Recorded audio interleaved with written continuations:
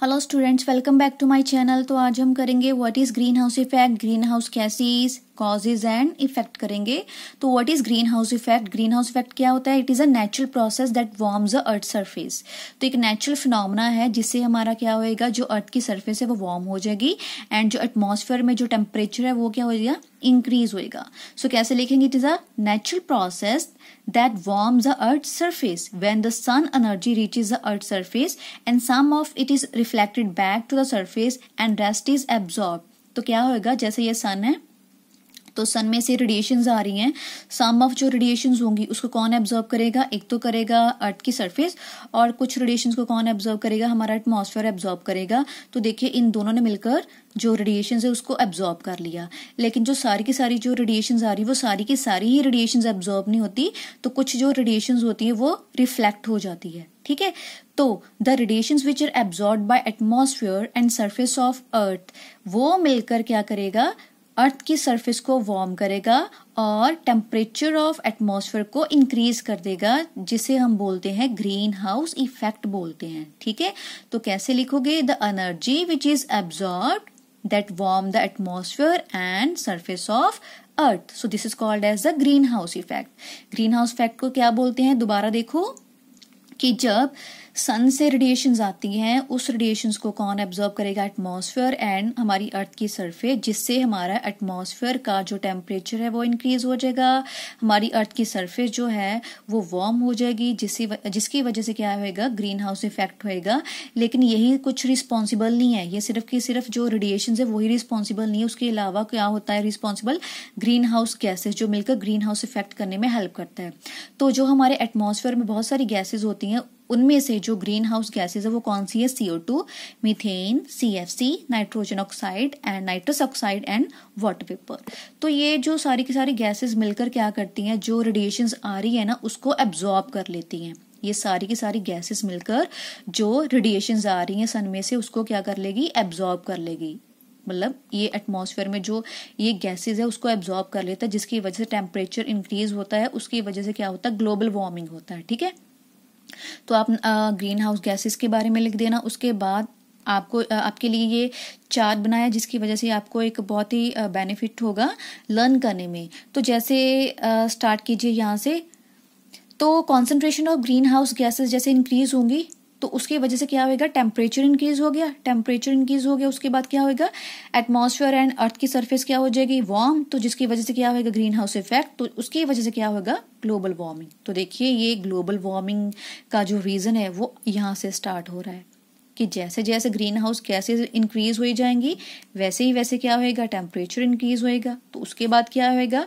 Atmosphere और earth surface क्या होगी? वार्म होएगी, जिसकी वजह से ग्रीन हाउस इफेक्ट होएगा। And the last is global warming होगी। ग्लोबल वार्मिंग क्या होता है? जैसे ग्लेशियर्स है, ठीक है, आइस है, वो मेल्ट होनी शुरू हो जाती है, जिसकी वजह से क्या होते हैं? फ्लड्स वगैरह आते हैं। ठीक है, तो उसके बाद हम करेंगे इसके कॉजेज।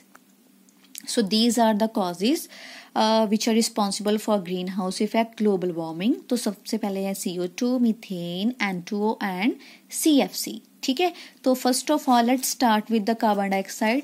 तो among the green house gases CO2 is the most abundant, contributing maximum 60%। तो जितनी भी ग्रीन हाउस गैसेज हैं उसमें से सबसे ज्यादा जो ग्रीन हाउस इफेक्ट करने में रिस्पॉन्सिबल है ना, तो वो कौन सी गैस है? CO2 गैस रिस्पॉन्सिबल है। ठीक है, तो ये CO2 गैस प्रोड्यूस कैसे होती है हमारे एटमॉस्फेयर में? Which is a man responsible. सबसे ज्यादा कौन रिस्पॉन्सिबल है? मैन। तो मैन कैसे रिस्पॉन्सिबल है CO2 गैस प्रोड्यूस करने में? तो फर्स्ट ऑफ ऑल जब मैन क्या बर्न करता है? Fossil fuel. जैसे हम वुड को, फॉसिल फ्यूल को बर्न करते हैं तो कौन सी गैस रिलीज होती है? CO2। या ऑटोमोबाइल से CO2 गैस रिलीज होती है, या deforestation. Deforestation means cutting of trees. तो अगर ट्रीज ही नहीं होंगे, ठीक है, एटमॉस्फेयर में हमारे यहाँ पर ट्रीज ही नहीं होंगे तो CO2 गैस वो एब्जॉर्ब नहीं कर पाएंगे ट्रीज। ठीक है, तो ऑक्सीजन गैस रिलीज नहीं होगी। सो ट्रीज होने चाहिए। तो जो रिस्पॉन्सिबिलिटी है वो कौन ले रहा है? CO2, क्योंकि इसकी वजह से क्या हो रहा है? ग्रीन हाउस गैस की वजह से क्या हो रहा है? ग्रीन हाउस इफेक्ट हो रहा है। तो नंबर 2 है मीथेन। तो मीथेन क्या है? Methane is another green house gas. Clear? Which is added to the atmosphere by biogas plant. तो जब बायोगैस प्लांट के दौरान जो भी गैस प्रोड्यूस होती है वो कौन सी होती है, मीथेन होती है। So methane is produce by incomplete decomposition of organic matter by using methanogens. Methanogens क्या होते हैं, ग्रुप ऑफ बैक्टीरिया। ये ग्रुप ऑफ बैक्टीरिया मिलकर क्या प्रोड्यूस करते हैं, मीथेन। तो ये जो प्रोसेस है, ठीक है, डिकम्पोजिशन का, और जो बैक्टीरिया यूज होते हैं ये कौन सी कंडीशन में होते हैं, anaerobic condition. Anaerobic means absence of oxygen, ठीक है जी। उसके बाद है N2O, nitrous oxide. So nitrogen oxide are produced from organic matter, fertilisers and automobiles industries. तो इन सारी चीजों में से कौन सी गैस रिलीज होती है, N2O, which is responsible for the green house effect. So nitrogen oxides is produced by burning of nitrogen rich fuel. जब हम नाइट्रोजन रिच फ्यूल को बर्न भी करते हैं तो कौन सी गैस रिलीज होती है, नाइट्रोजन ऑक्साइड। तो उसके बाद है CFC। CFC is another greenhouse effect responsible gas. तो ये जो CFC है, ठीक है, ये कहाँ पर यूज होगी, ये यूज होती है जैसे रेफ्रिजरेटर्स हो गया, ठीक है, एयर कंडीशनर्स हो गया। So CFCs are emitted by refrigerators and air conditioners. So these are increasingly used in refrigerators and air conditioners etcetera. सो ये जो सारी की सारी चीजें हैं कॉज करती हैं green house effect, CO2, methane, N2O, CFC, ठीक है। तो मैक्सिमम ये जो इसकी प्रोडक्शन हो रही है वो कैसे हो रही है, जैसे बर्न करना फॉसिल फ्यूल को, ऑटोमोबाइल्स वगैरह हो गया, ठीक है। तो नेक्स्ट वन इसके इफेक्ट करेंगे। इफेक्ट क्या था, effects of atmospheric increase in concentration of green house gases. तो ग्रीन हाउस गैसेस की इंक्रीज होने से तो जो इफेक्ट होते हैं तो वो पड़ेंगे। तो सबसे पहले है ग्लोबल वार्मिंग। तो ग्लोबल वार्मिंग हमने कर लिया, क्या होता है ग्लोबल वार्मिंग की वजह से क्या क्या इफेक्ट होते हैं हमारे वेदर क्लाइमेट के ऊपर, changes in sea level, effect on species and food production, ठीक है जी। तो सबसे पहले हम करेंगे ग्लोबल वार्मिंग। तो ग्लोबल वार्मिंग कैसे होती है, when increase in atmospheric concentration of green house gases has resulted in the rise of atmospheric temperature। Green house gases की इंक्रीज होने की वजह से क्या होता है, जो हमारे एटमॉस्फेयर का टेम्परेचर है वो राइज होना शुरू हो जाता है। So this change may affect the weather and climate, sea level, range of species distribution and food production. तो सबसे पहले करेंगे हम ये वाला effect on weather and climate. तो वेदर एंड क्लाइमेट पर क्या इफेक्ट पड़ेगा, green house gas has resulted in rise of mean atmospheric temperature.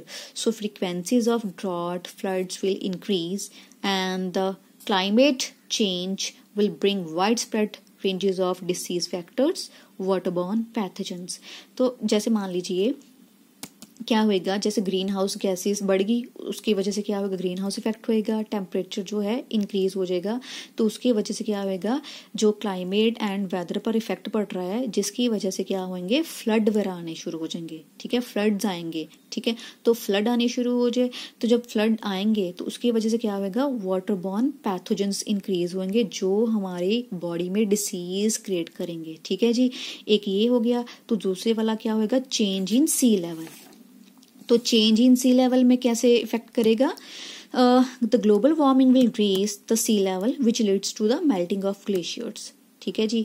तो जब ग्लोबल वार्मिंग होगी तो उसकी वजह से क्या होगा, सी लेवल इंक्रीज हो जाएगा, ठीक है। सी लेवल इंक्रीज कैसे होगा, जब मेल्टिंग होनी शुरू हो जाएगी आइस की। So rise in temperature will raise the sea level every year. मतलब एवरी ईयर क्या होता है, जो सी का लेवल है वो इंक्रीज हो रहा है, ठीक है।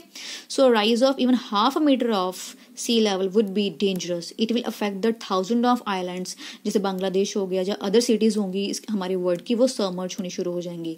तो क्या हो रहा है, जैसे वो बोल रहे हैं कि जैसे मान लीजिए अगर सी का लेवल हाफ मीटर भी राइज हो जाए तो उसकी वजह से क्या होगा, बहुत ही डेंजरस इफेक्ट होंगे। तो उसके साथ में पड़ने वाले जो कितने सारे आइलैंड्स है उन पर बैड इफेक्ट शो होएगा। ये जैसे बांग्लादेश हो गया या अदर सिटीज हो गया हमारी वर्ल्ड की, वो सबमर्ज होने शुरू हो जाएंगे, ठीक है। जैसे फ्लड्स आएंगे, जब सी का लेवल राइज हो जाएगा तो पानी की वजह से जब फ्लड्स आएंगे उसकी वजह से क्या होएगा, जो कितनी सारी सिटीज है वो इफेक्ट में आ जाएंगी। तो उसकी वजह से है। नेक्स्ट वन है effect on species. So many species of trees being sensitive to temperature stress. तो टेम्परेचर के इंक्रीज होने से वजह से तो कुछ जो हमारी ट्री की स्पीशीज हैं उसमें से क्या होएगा, वो स्ट्रेस लेवल में आने शुरू हो जाएंगी। So species will die with sudden rise in temperature. तो टेम्परेचर के इंक्रीज होने की वजह से कुछ जो हमारी स्पीशीज है दैट इज वेरी इंपॉर्टेंट वो डाई हो जाएंगी and other places will be taken over by scrub vegetation. तो क्या होएगा, तो बस ऐसे ही लिख देना आप। तो क्या होगा कि जो ट्री की कुछ स्पीशीज होंगी वो सेंसिटिव होती है टेम्परेचर के इंक्रीज होने की वजह से, तो जो कुछ स्पीशीज होंगी वो डाई हो जाएंगी। नेक्स्ट वन है फूड प्रोडक्शन। फूड प्रोडक्शन में क्या होगा, global warming will lead to explosive growth of weeds. ठीक है जी, तो वीड्स की जो है प्रोडक्शन होगी। वीड्स क्या होते हैं, अनवांटेड प्लांट्स जो हमारी क्रॉप के साथ ग्रो होने शुरू हो जाते हैं। तो ये हमें नहीं चाहिए, ठीक है, हमारी क्रॉप के साथ ये ग्रो होने शुरू हो जाते हैं जिसकी हमें ज़रूरत नहीं है। तो ये अपना फूड कहाँ से लेते हैं, हमारी क्रॉप से ही लेते हैं। तो मतलब ये डेंजरस फैक्ट शो कर रहे हैं। तो और क्या होएगा, प्लांट डिसीजेस क्रिएट करने वाले पेस्ट ग्रो होंगे, पैथोजेंस ग्रो होंगे। So these all the factor that will increase the crop production. ठीक है जी, तो ध्यान से, तो सबसे पहले क्या किया हमने, ग्रीन हाउस इफेक्ट क्या होता है, आप इसका डायग्राम करोगे, फिर आप क्या करोगे, ग्रीन हाउस गैसेस, तो ये लिख देना। ठीक है, अभी कैसे ग्लोबल वार्मिंग होती है, कैसे ग्रीन हाउस इफेक्ट होता है। तो उसके बाद कॉजेस कौन से हैं, CO2, methane, N2 and CFC। और उसके बाद क्या करोगे आप, इफेक्ट में क्या करोगे, global warming, effect on weather and climate, changes in sea level, effect on species and food production. Thank you.